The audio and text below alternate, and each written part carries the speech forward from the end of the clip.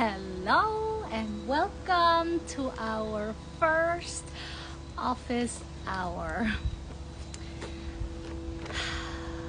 What are we doing here? What are we doing here? Why? How? First, my name is Ridya Lasri. I am here to talk about anything related to life from the perspective of mindfulness. Welcome, who's here to join me today around, today's the theme of dating, letting go. Well, I am past the point of dating. I've been married for 20 years. No, actually 15 years, but together for 20 years. So dating is not really my genre yet. The human is my genre, life. And so we talk about that in anything. Well, today it's about dating and letting go. Because someone submitted a question around how do I date, how do I let go of old ways of being in a relationship, and it really intrigued me. So these office hours are really here to bring in your questions. If you ever wanted to join the office hour in person, like live here, then obviously be my guest.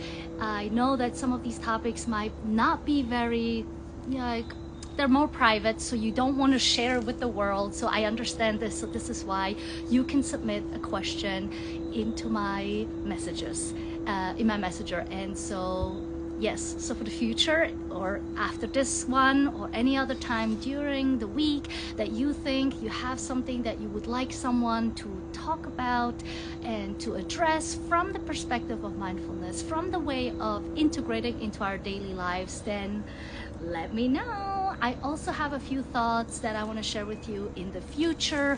If there are no questions coming in for next week, I want to talk about meditation, how it can be supportive in our lives, how does it look like. So that's just to give you an idea. So I want to get straight to today's conversation, and my phone has about 30 something percent of battery, so let's, fingers crossed, it will last for the time that it takes me to talk about this theme. So as I mentioned, the theme today is about dating and letting go. And this question came in, and I'm just going to make an assumption. So if this is for you, if this is your question, and I might have not interpreted the right way, please let me know. This is not to make it how I see it and this is how it goes. This is just me taking from the information that I have and share my thoughts on this. So with what the person has shared with me, I understand that they're dating for different times of years in the past, and they always fallen into the pitfalls of either being the one that pays for everything, gives other things on a regular basis. Maybe it's related to attachment, who knows, right? So in this particular one, it's about, how to get out of these pitfalls. And as I read this question, as I was looking like, okay, how do we go about this concern, is to really look at oneself.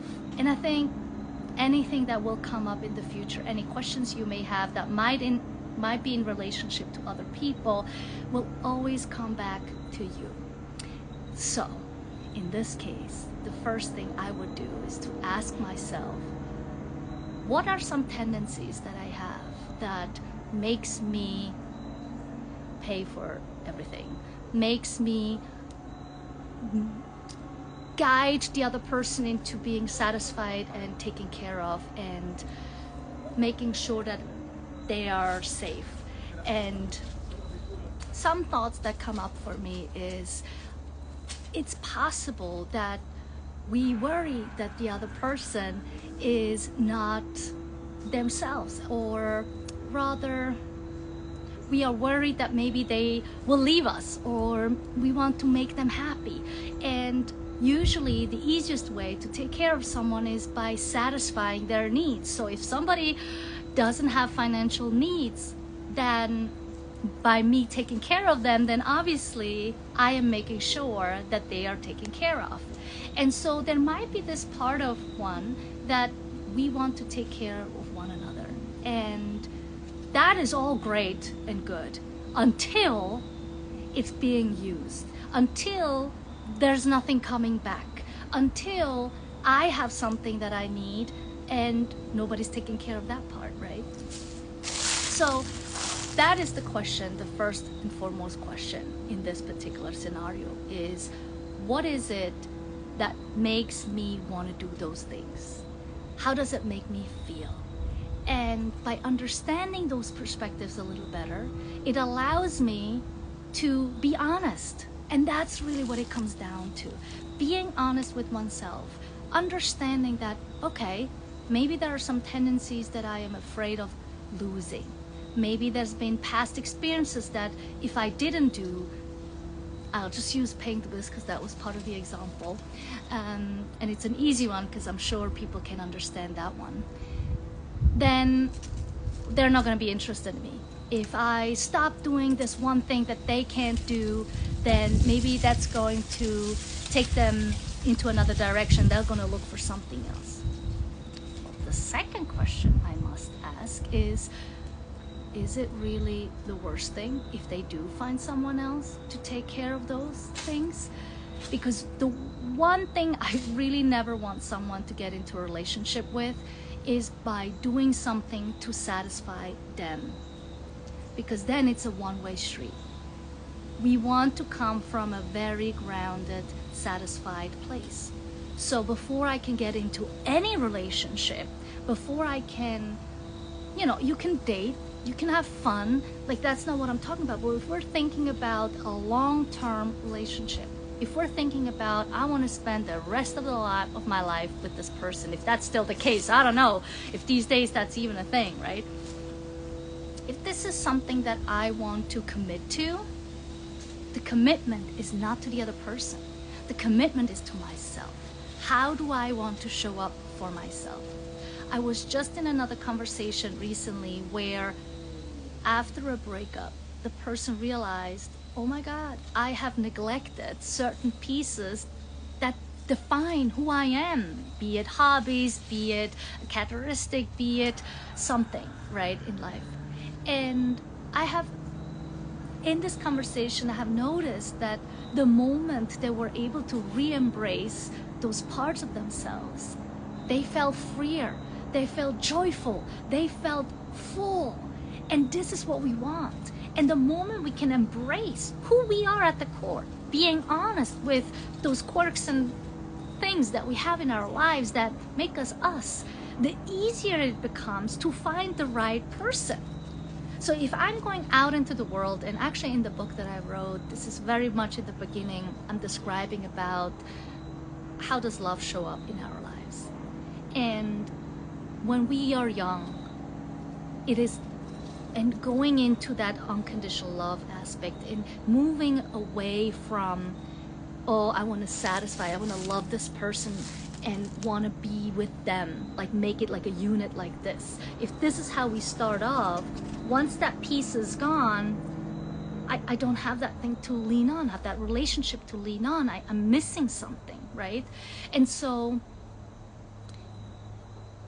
when we recognize that, and that's usually in early relationships, when we start to recognize that I only want this person in my life because they fulfill me, there's always going to be some kind of dependency. And my encouragement is always to revisit this. Like in the relationship that I am in, that's been for 20 years, it was like this originally. So it doesn't mean that I have to find a new person. It just means that I have to revisit my perception of the relationship. What does that person mean to me? And make sure that that person is not a definition of who I am, but I call it the icing on the cake, right? An addition to who I am. And so while we're figuring out those parts, the other person is also working on those things. Or maybe not. Maybe they're not working on those things, right? Maybe they're just like, oh, whatever, I don't care. I just want to be in this relationship because they're paying for everything. So that's very one-sided. Anyway, coming back to that significance of like, all right, dating, right? The question is not, how do I cope with dating and how do I let go of these pitfalls. It's actually revisiting of who am I, understanding how do I want to be loved, what am I needing to be loved, what do I need to know that love is here in my life. And I only focus so much on love because that's what I see when I think of relationships, loving relationships, dating, and long-term relationships. The foundation is love, right? Like, we want to be in a love relationship and not necessarily in a relationship where I depend on one another, where if it's like this and this one goes on vacation, goes to work, goes to whatever, I feel like, oh my God, I'm only half of myself. Instead, I want to be 100% myself. And then whenever they come home, that's fully this. And there's an addition, but I still have that core of myself. And this is really where it begins. So even though the topic is dating, the focus isn't on the other person. The focus comes back to me. So to really make a significant change in our lives is to get to know oneself better. Know what are my needs? What do I want? How do I want my life to look like without an additional person? Because you never know how and when that person is going to show up and disappear, right? We don't know. What we do know is if I am completely myself, if I'm confident in who I am and I'm happy in who I am, then it doesn't matter who's going to enter my life. I'm going to be full. And like there's this icing and this extra and this real indulgence of love and experiences with one another. And so this is where it comes back down to. So the letting go is obviously a great one. I could talk about letting go another time, but what really my focus is when it comes to being in connection with another person, the first and foremost is to know myself, to know my likes and dislikes, and unconditionally loving myself. So I hope this was helpful. If there's any additional questions, if there's something that didn't make sense, please feel free to reach out. And I would love to continue this conversation for the person that has asked this question. And if you have anything that came up during this call or some other thoughts that you're having and you would like me to elaborate on them, please reach out. So for now, I'm going to say goodbye. Thank you for listening. Thank you for chiming in. And I hope this was helpful. So until next time, see you next week, Wednesday, around the same time, 2 p.m. Eastern Time. And have a wonderful day.